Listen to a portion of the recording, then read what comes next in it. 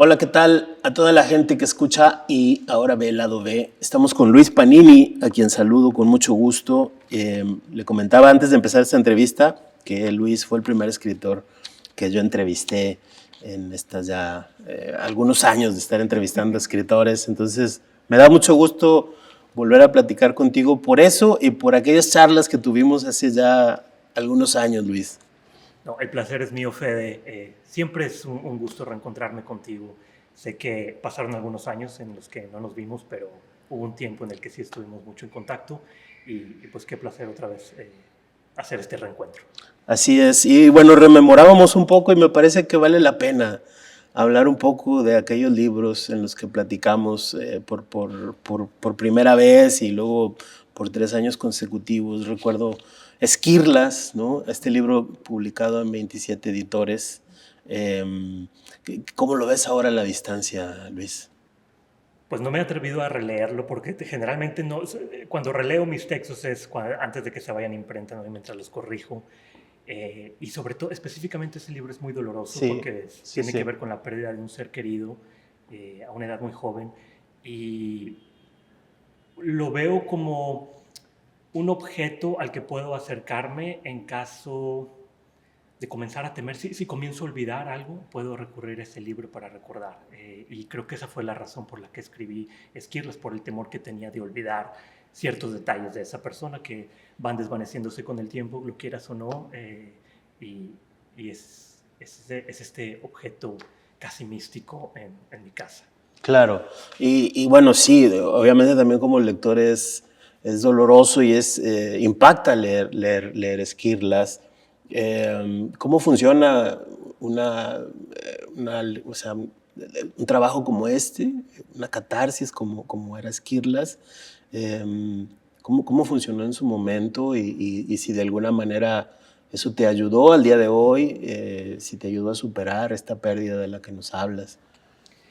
Fíjate que yo era el tipo de escritor que no creía en esto de la catarsis, ¿no? A través de la escritura, que podía ser una especie de exorcismo, pero realmente funciona. Y el cliché se vuelve real, ¿no? Te ayuda mucho, me ayudó a sanar emocionalmente, y aunque el proceso fue muy, muy doloroso escribirlo, y lo hice 4 o 5 años después de la muerte de esta persona, eh, pero revivir todos esos recuerdos, ¿no? Dejarlos en papel, en notas o mientras tecleaba en la computadora, pues fue difícil, pero finalmente me ayudó mucho y como te digo, el cliché es real, ¿no? Es sanador. La literatura puede hacer eso. No sé si para un lector, pero por lo menos sí para quien lo escribe. Claro. Eh, Novela, cuento, es donde más te has movido, ¿no? En novela y en cuento, y también hablamos ahora de esta novela juvenil que también escribiste. Eh, ¿Cómo es ir de un género al otro? Porque lo haces constantemente, ¿no? ¿Cómo es brincar del cuento a la novela, de la novela al cuento?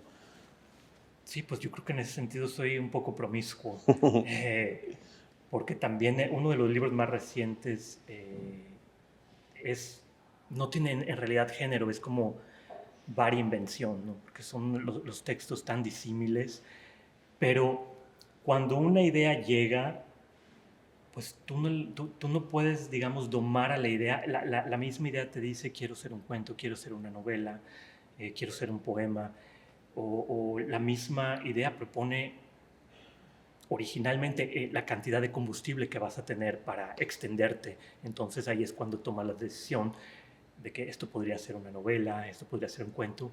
Y esto es creo que el encanto del libro que recién publiqué, al menos para mí, que es este género cuento largo que realmente no existe en la literatura latinoamericana, es el fracaso, ¿no? De ser un texto que se me escapa de las manos, sale de mi control, que posiblemente iba a ser un cuento, pero ahondé en él. Sin embargo, no tuve el combustible suficiente para convertirlo en novela. Pero una de las razones por las que yo leo el cuento largo es por el fracaso que propone de alguna forma. Hay muy pocos cuentos largos que funcionan así perfectamente, que son redondos. Uno de ellos es uno de Joyce, Los Muertos. Pero son raros y me gusta esa idea del fracaso. Un poco para quien nos escucha y quien nos ve también, ¿cuál es la diferencia entre una novela corta y un cuento largo, ¿no? Si el autor dice que es un cuento largo, es un cuento largo. Hay ciertas, digamos, limitaciones en las que, de número de cuartillas, número de caracteres, pero son muy impostadas. Cada libro tiene un espíritu y el mismo libro te dice, soy una novela corta. Hay novelas cortas de 70 páginas, 80 páginas. Hay novelas cortas de 150 páginas, ¿no? Hay cuentos, en este caso mis cuentos son entre 60 y 80 páginas, pero no las veo como novelas, y desde que comencé a escribirlas sabía que no iban a ser novelas. También existe esta especie de esquizofrenia del escritor justo cuando termina de escribir 60 cuartillas, y esto está un poco impuesto por los premios literarios, por las convocatorias, claro. Cuando de pronto dices, ya tengo una novela, y no es cierto, ¿no? Haber escrito 60 cuartillas no garantiza que se trata de una novela. Y pues de ahí viene un poco todo esto. La Sagrada Familia, este libro que ahora estás editando con la Universidad Autónoma de Nuevo León, hablando de cuentos largos. ¿En qué momento nace? ¿Qué fue lo que detona que hayas hecho este trabajo? Y sobre todo que también hay, como me imagino yo, no lo sé, te lo pregunto, proponértelo, ¿no? O sea, voy a hacer estos 3 cuentos largos, digo, no sé si 4 o 5, no lo sé, pero escribirlos con esta amplitud, en fin, ¿cómo nace esta idea? El libro en sí no fue pensado así como voy a escribir estos 3 cuentos para un libro. Eran textos largos, pero yo no quería proponer. Sí. Yo no quería proponerlo a una editorial como que se publicara de forma independiente cada uno de ellos como una novela corta. Y el hilo conductor, si acaso existe uno, es la familia disfuncional, ¿no? Que las familias retratadas en cada uno de estos cuentos son perversamente disfuncionales, y eso es lo que los une.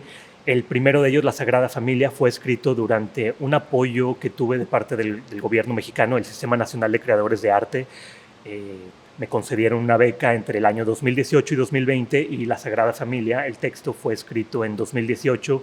Luego vinieron los otros 2, que supongo, si recuerdo bien, terminé de escribir alrededor de 2020, pero cada vez que yo termino de escribir un libro, pues se va al cajón y puede permanecer en el cajón 3, 4, 10 años, ¿no? Y luego me acerco nuevamente a corregirlo, a tratar de evaluar si es algo que vale la pena publicar o no, si se va a la basura, si se propone una editorial, y es así un poco como nace La Sagrada Familia. Claro. ¿Y por qué decidiste que valía la pena? Me reencontré con los personajes y creo que el punto de vista era original, las ideas primigenias, no lo que me motivó a escribirlos, conserva cierta originalidad, que es lo que más me interesa. No me interesa la influencia que otros escritores pueden tener en mí, sino tratar de forjar una voz original que no se parezca a otra. Y cada uno de mis libros ha sido distinto, ha sido siempre una búsqueda, ninguno se parece al otro, pero me interesa escribir estos libros que no veo en el mercado, y sobre todo las temáticas que favorezco desde hace pues ya más de 10 años, y tú me has entrevistado en algunos de ellos.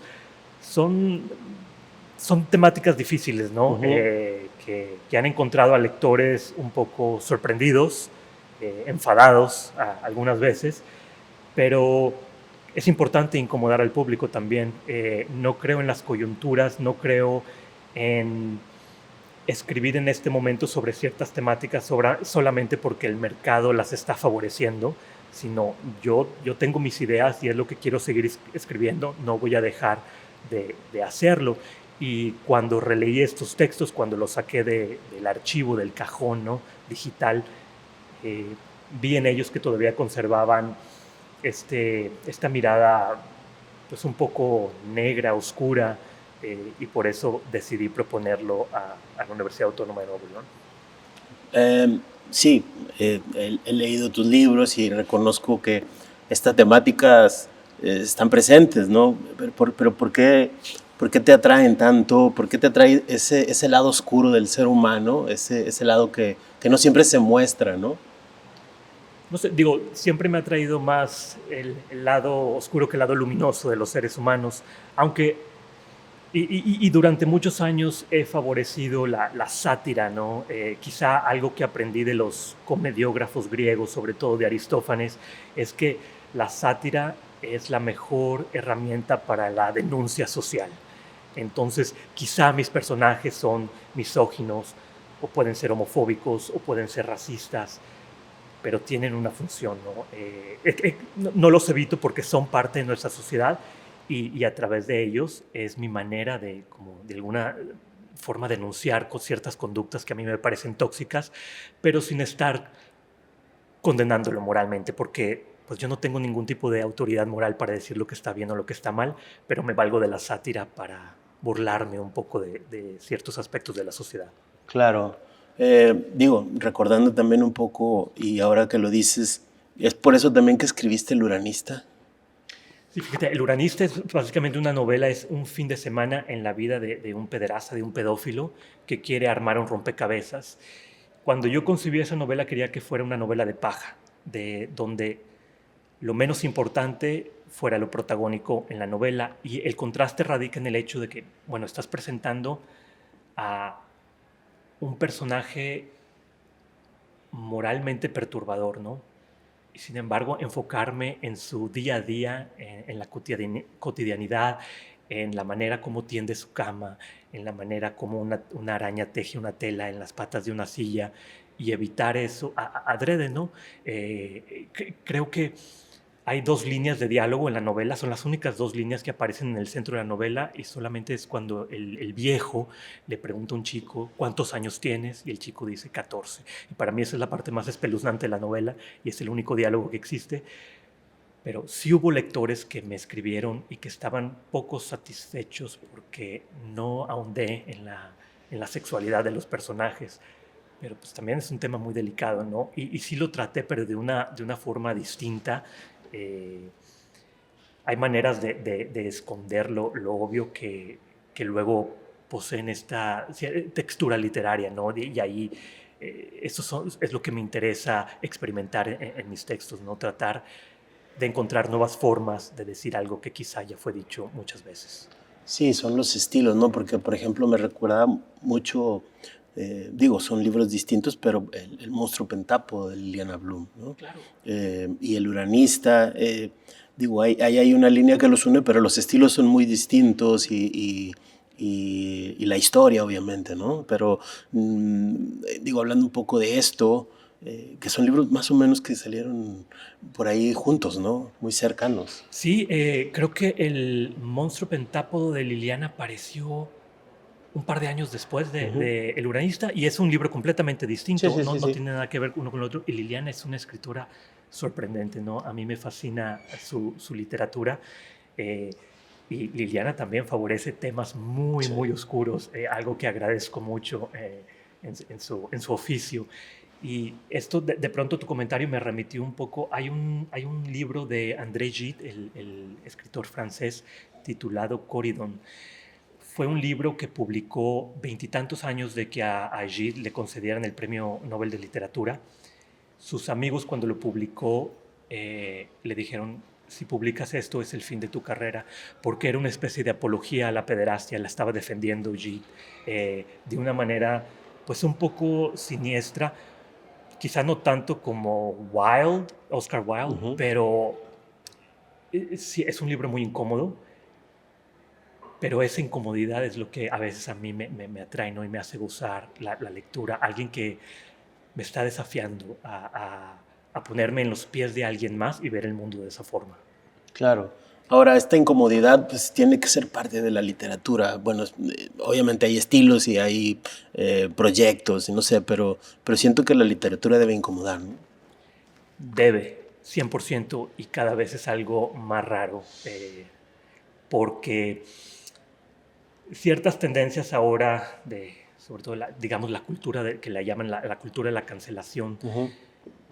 impiden a muchos autores escribir sobre ciertos temas, o a los mismos autores temen escribir ciertos temas por miedo a que no sean publicados por ciertas editoriales o que no sean recibidos abiertamente por el público, pero un escritor tiene que incomodar, es la función, creo que, no somos ninguna autoridad para decirle al pueblo lo que debe pensar, pero creo que sí tenemos una responsabilidad de incomodarlos para hacerlos pensar de una manera distinta.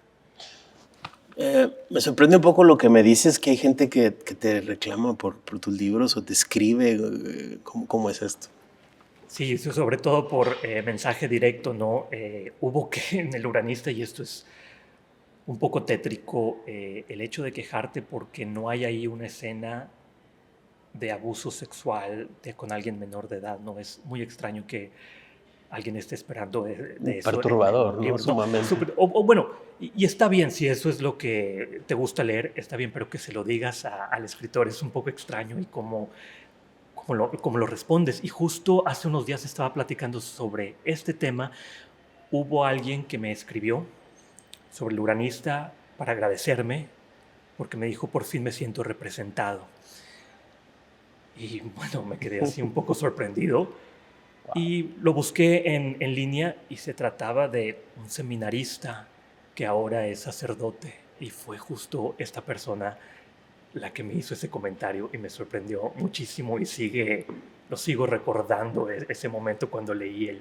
Pero bueno, la literatura está llena de sorpresas, ¿no? Y como te digo, yo no pretendo condenar o condonar a alguien por sus preferencias, sus actitudes. Creo que hay una línea muy delgada que distingue lo que una persona puede desear y luego está el acto, ¿no? No puedes condenar a alguien por los deseos que puede tener, pero sí debes castigar algo ilegal, ¿no? Claro. Cuando alguien ya comete un acto, pues sí, pero como te digo, no condeno ni condono. Y este trabajo que estás presentando bueno, bajo el sello de la Universidad La Sagrada Familia, como habíamos dicho, y que son tres cuentos largos, digo, ya hablaste un poco de ellos, pero me gustaría que profundizaras un poco más en lo que podemos encontrar o podremos encontrar en estos tres cuentos. Sí, pues es un libro de alrededor, digamos, 200 páginas y solamente vas a encontrar 3 textos. El primero le da título a la colección, La Sagrada Familia. Es sobre una pareja prejuiciosa que no pueden concebir y desean adoptar un bebé siempre y cuando sea, entre comillas, el bebé correcto, el bebé ideal, porque no están dispuestos a adoptar a cualquier tipo de bebé, no tiene que ser el que ellos desean. El segundo texto se titula La Hermana Diagonal y es un poco sobre los roles de familia, como cuando alguien fallece, otra persona asume el rol que ha desaparecido, ¿no? Y tiene que llenar esos zapatos.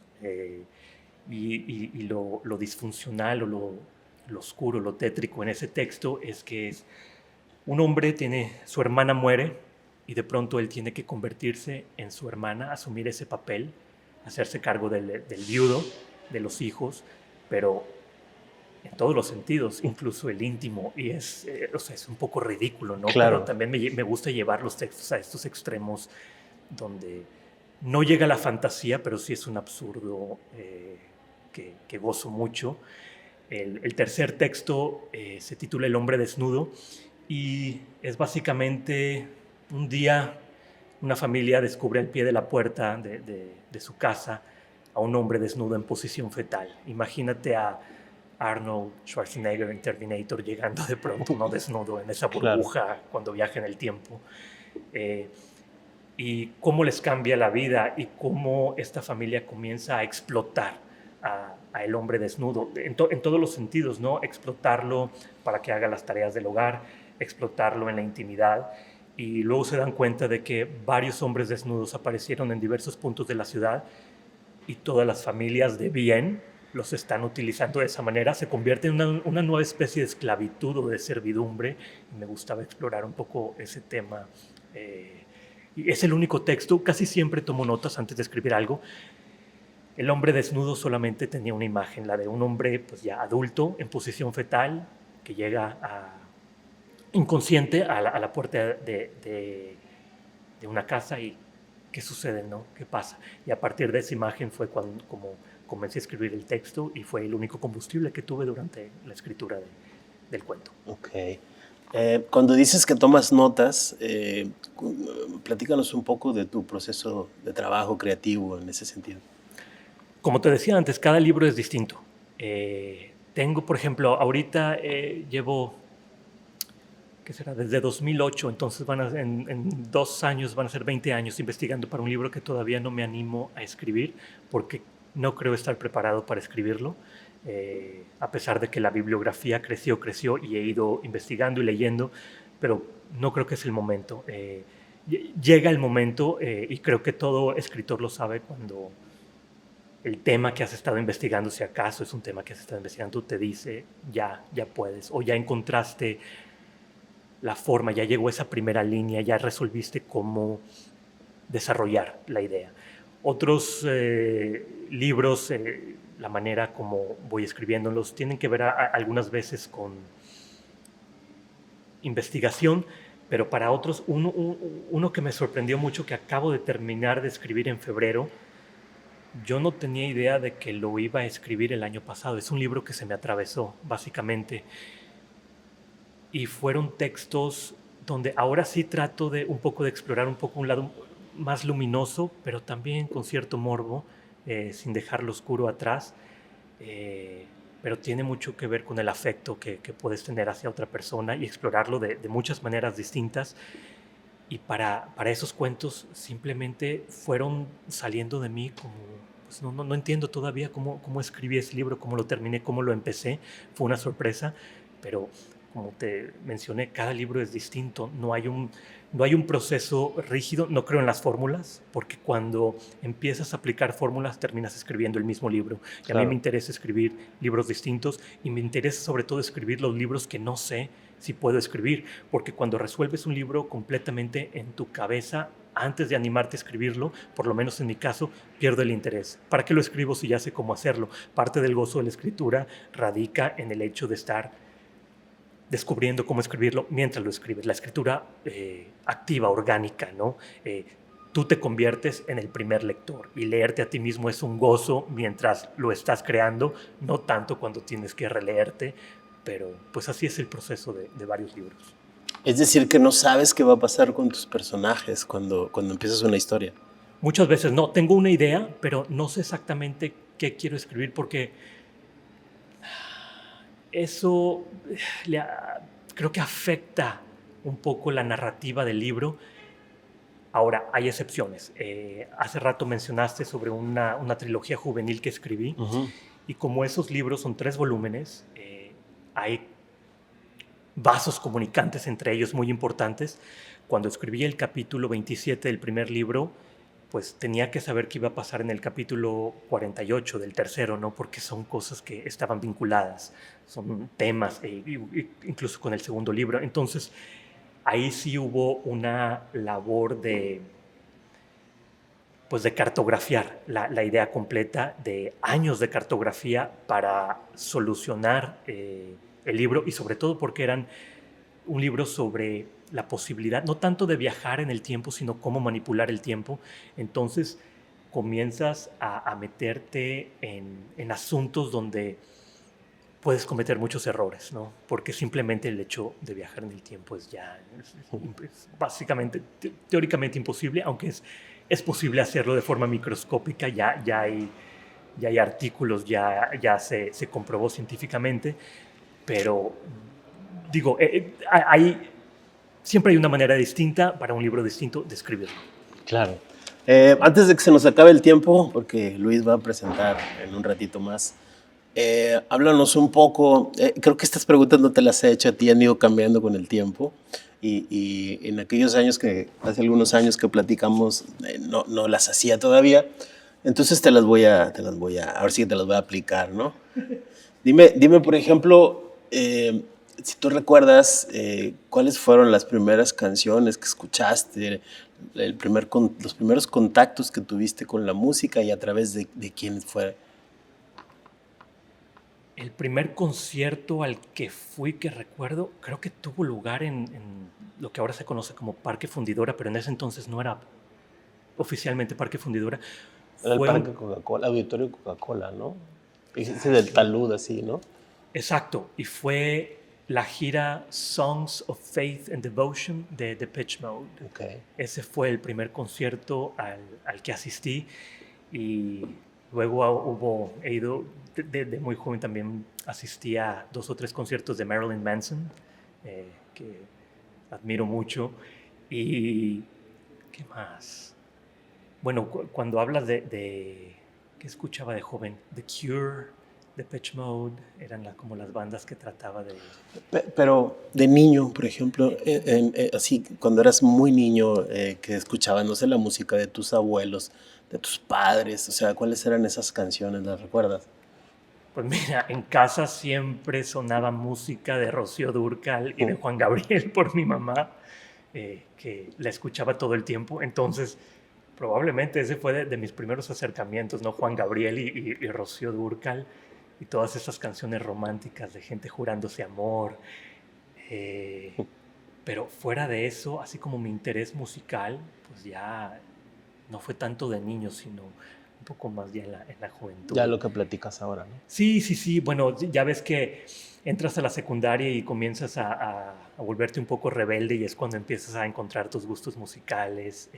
Pero, por ejemplo, pienso en bandas mexicanas y siempre recuerdo, a mí me gustaba mucho, no sé, yo creo que ya no existe, se llamaba La Dosis. Claro, de Eh, Guadalajara. sí, me Ujú. gustaba mucho la música Sí, de sí, La sí. Dosis. Sara Valenzuela. Sí, sí, sí. Claro, sí, Con sí, su sí. Hombre Bala, Ujú. esa canción. Sí, sí. Pero sí. ¿Y qué estás escuchando actual? Digo, ya nos hablaste de conciertos y de bandas que te gustaban en ese momento, pero ahora que estás escuchando, Luis, ¿qué te gusta poner por ahí de música? Me gusta de todo, ¿no? Mi banda favorita, sí, a la que siempre regreso y lamentablemente sale un álbum de ellos cada 10 años, ahora ya son casi 20, es Portishead. Claro. Es mi banda favorita. Escucho a Metric, a Chromatics, Phantogram, Autolux, pero me gusta mucho la música clásica y sobre todo también mientras escribo estoy escuchando música clásica. Para mí no existe nada mejor que el concierto número 2 para piano de Rachmaninoff o la primera sinfonía de Mahler. Para mí esas son como, es la cumbre de la música y quizá puede sonar pedante, pero me gusta mucho la música clásica. Pero también, por ejemplo, ahora mientras manejo el trabajo estoy escuchando a Bad Bunny. Mm, Me gustan. Hace poco publiqué algo en redes sociales y la gente se espantó, ¿no? Porque me preguntaban por qué lo escuchaba, pero pues ¿qué tiene de malo? Es música muy pegajosa y la disfruto mucho, ¿y por qué no? claro, claro. Ya para terminar, Luis, ¿cómo le dirías a la gente que se acercara a tu libro? ¿Cómo se los platicarías así de manera breve? Pues a este libro y a cualquier otro de mis libros siempre les pido que se acerquen con la mente abierta, ¿no? A algo que probablemente una lectura que los va a desafiar emocionalmente, que se acerquen con la mente abierta y con la capacidad de reírse de situaciones de las que quizá no deberían estar riéndose. Claro, muchas gracias, Luis. Gracias a ti, Un placer volver a hablar contigo. igualmente. Gracias.